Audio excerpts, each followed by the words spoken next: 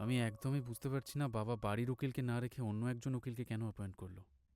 আচ্ছা মা, তুমিও কি এই ব্যাপারে কিছুই জানো না? না, কিছু জানি না। তুমি তো গাড়িতেও কিছু বললে না আমাদের, কিছু কি হয়েছে?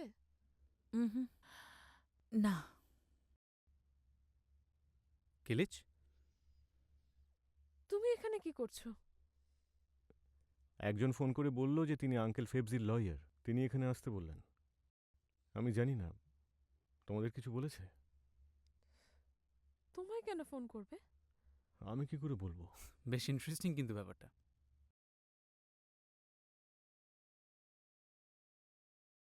আপনাদের অপেক্ষা করানোর জন্য ক্ষমা করবেন।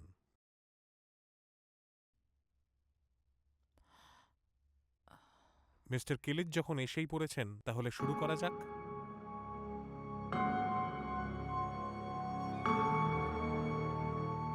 ওনার মৃত্যুর কিছুদিন আগে মিস্টার ওসমান ফেবজি আমাকে ফোন করেছিলেন এই উইল লেখার ব্যাপারে।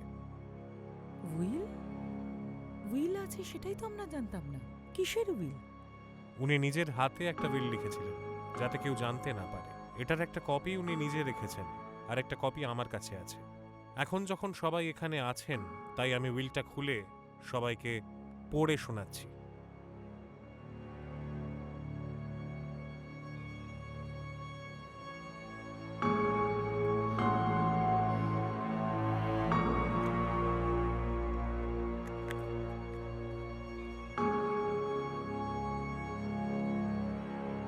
এই হলো আমার উইল। আমি ওসমান ফেবজি আতামান। এই উইলটা আমি কারোর ধমকি বা কোনো রকম কোনো প্রভাবে পড়ে লিখছি না। আমি আমার যা মিক্সড প্রপার্টিজ আছে, সেটা আমি আমার উত্তরাধিকারীদের দিচ্ছি, যারা আমার অবর্তমানে উত্তরাধিকার পাবে। আমি তাদের নামগুলো লিখে দিচ্ছি। তারা হলেন, আমার যত অলিভ গ্রোভ আছে, সেই সব অলিভ গ্রোভ আমার মৃত্যুর পরে আমি আমার মেয়ে এলা আতামানকে দিচ্ছি। যে বাড়িটায় আমি এখন থাকছি আর কুন্ডাতে আমার যে সামার হাউসটা আছে, আমার মৃত্যুর পরে সেটা আমি আমার স্ত্রী নুরতেন আতামানকে দিচ্ছি। আমি আমার বাড়ি আর আলতানোভার জমিটা আমার মৃত্যুর পরে আমার ছেলে কেনানকে দিচ্ছি। আর আমার মৃত্যুর পরে আমার যে অলিভ ফ্যাক্টরিটা, সেটা আমি মিস্টার কিলিচকে দিচ্ছি।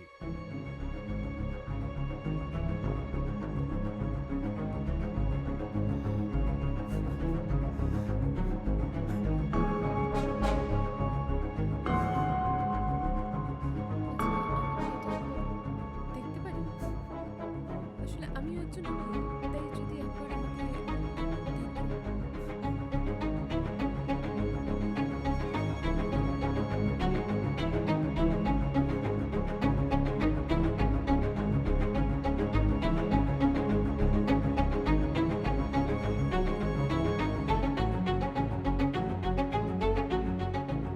তুমি কি এই ব্যাপারে আগে থেকে কিছু জানতে?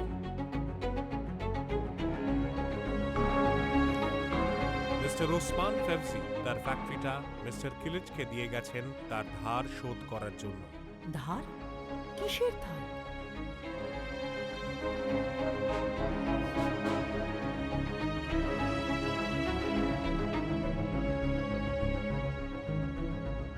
ঠিক আছে। এলা, এলা।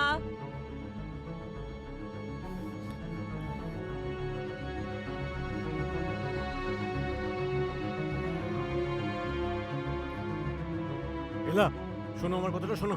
এলা প্লিজ আমার কথাটা শোনো। আমি তোমায় জিজ্ঞাসা করিনি? আমি তো তোমায় জিজ্ঞাসা করেছিলাম যে তুমি কিছু জানো কি না, আর তার সত্ত্বেও তুমি আমাকে কোনো কিচ্ছু বলনি কিলিচ। এই কারণেই কি তোমার সঙ্গে বাবার ঝগড়া হয়েছে? কোনো ঝগড়া হয়নি, বিশ্বাস করো।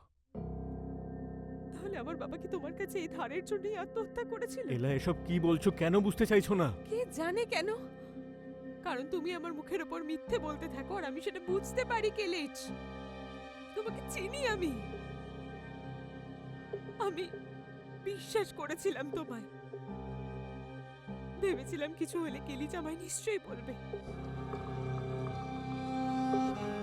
তুমি আবারও আমার বিশ্বাস ভাঙলে। আবার।